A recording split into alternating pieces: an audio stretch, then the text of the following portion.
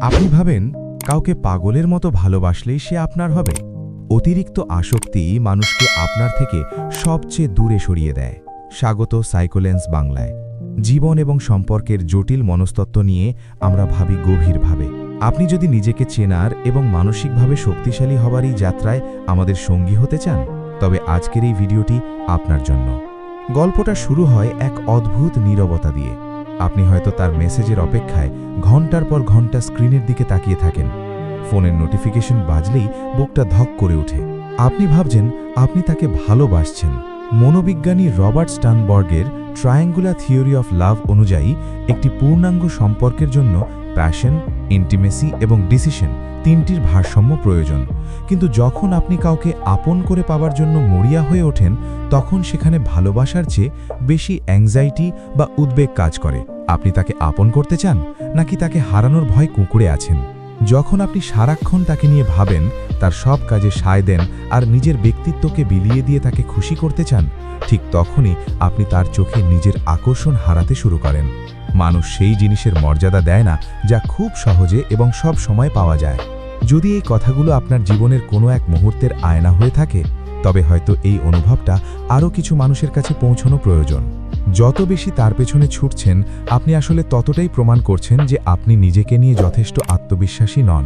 Stoic দর্শন বলে, যা আপনার নিয়ন্ত্রণে নেই তা নিয়ে অস্থির হওয়া মানে নিজের শান্তি বিসর্জন দেওয়া। সে আপনাকে ভালোবাসবে কিনা সেটা তার সিদ্ধান্ত, কিন্তু আপনি নিজেকে ভালোবাসবেন কিনা সেটা সম্পূর্ণ আপনার হাতে। আপনার জীবনেও কি এমন হয়েছে?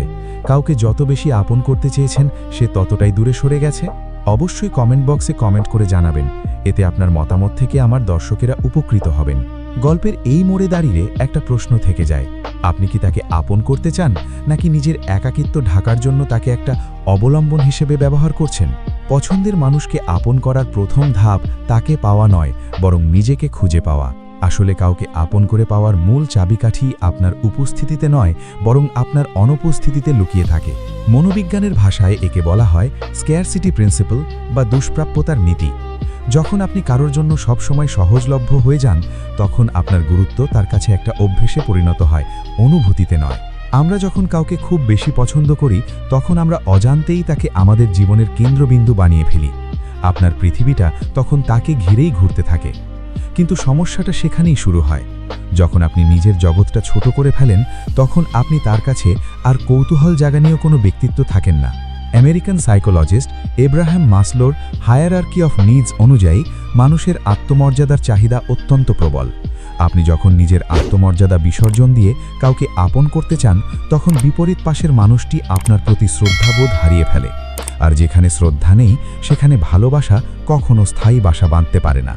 নিজেকে বিলিয়ে দিয়ে কাউকে জেতানো আসলে নিজেকেই হারিয়ে ফেলা। একটু ভেবে দেখুন তো, আপনি শেষ কবে নিজের কোনো শখের কাজ করেছেন? শেষ কবে তাকে ছাড়া কোনো একটা দিন নিজের মতো করে উপভোগ করেছেন? স্টোয়িকরা বিশ্বাস করতেন, আমরা কেবল তখনই শক্তিশালী হই যখন আমরা কোনো কিছুর ওপর থেকে আমাদের প্রত্যাশা সরিয়ে নিই। আপনি যখন তাকে পাওয়ার প্রবল আকাঙ্ক্ষা থেকে নিজেকে মুক্ত করবেন, তখন আপনার ব্যক্তিত্বে এক ধরনের শান্ত এবং গভীর আভিজাত্য ফুটে উঠবে। মানুষ সেই মানুষের দিকেই আকৃষ্ট হয় যে নিজের জীবন নিয়ে সুখী এবং যার নিজস্ব একটা কক্ষপথ আছে। ভালোবাসা মানে কারোর পেছনে ছুটে চলা নয়। ভালোবাসা মানে নিজেকে এমনভাবে গড়ে তোলা যাতে সঠিক মানুষটি আপনার পাশে এসে দাঁড়ানোর তাগিদ অনুভব করে। কিন্তু এর উল্টোটা হলে, যদি আপনার সব চেষ্টার পরেও সে আপনার গুরুত্ব না বোঝে, তবে কি আপনি সারা জীবন এভাবেই অপেক্ষা কাটাবেন? যদি সব চেষ্টার পরেও সে আপনার গুরুত্ব না বোঝে, তবে বুঝে নিতে হবে আপনি ভুল দরজায় কড়া নাড়ছেন। মনোবিজ্ঞানে সাঙ্ক কস্ট ফ্যালাসি বলে একটি ধারণা আছে। আমরা যখন কোনো সম্পর্কে অনেক সময়, আবেগ এবং শ্রম বিনিয়োগ করে ফেলি, তখন সেখান থেকে কোনো ফলাফল না এলেও আমরা বের হতে পারি না। কারণ আমাদের মনে হয়, এত কিছু করলাম, এখন ছেড়ে দিলে সব বৃথা যাবে। কিন্তু বাস্তব বড় নির্মম। নিজেকে হারিয়ে কাউকে জেতানো কোনো জয় নয়, বরং বড় পরাজয়। পছন্দের মানুষকে আপন করার চূড়ান্ত সত্যটি হল তাকে ছেড়ে দেবার ক্ষমতা রাখা। স্টোয়িক ফিলোসফার মার্কাস অরেলিয়াস বলেছিলেন, শান্ত থাকা মানে দুর্বল থাকা না। আপনি যখন শান্তভাবে সিদ্ধান্ত নিতে পারেন যে আমাকে বুঝবে না, তার জীবনে আমি থাকব না, তখনই আপনার প্রকৃত শক্তি প্রকাশিত হয়। নিজেকে অন্যের কাছে প্রমাণ করার প্রয়োজন নেই।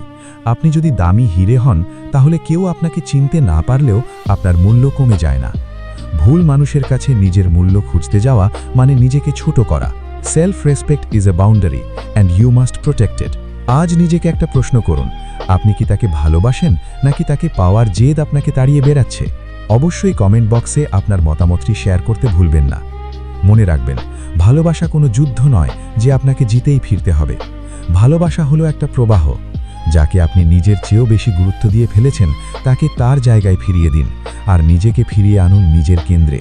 পছন্দের মানুষটিকে আপনি তখনই সবচেয়ে বেশি আপন করতে পারবেন যখন আপনি তাকে হারানোর ভয় থেকে মুক্ত হতে পারবেন, কারণ ভয়ের ওপর ভিত্তি করে গড়ে ওঠা সম্পর্ক কখনো প্রশান্তি দেয় না।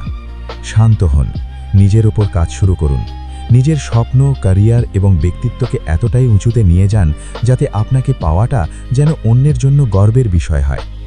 সবশেষে একটা কথা মনে রাখবেন, যে আপনার হতে চাইবে সে আপনার হাজারো খামতির মাঝেও থেকে যাওয়ার অজুহাত খুঁজবে, আর যে থাকতে চাইবে না সে আকাশ ছোঁয়া ভালোবাসার মাঝেও পালানোর পথ খুঁজবে। নিজেকে মুক্ত করে দিন, যা আপনার হওয়ার তা মহাবিশ্বের কোনো এক বাঁকে আপনার ঠিকানায় পৌঁছে যাবে।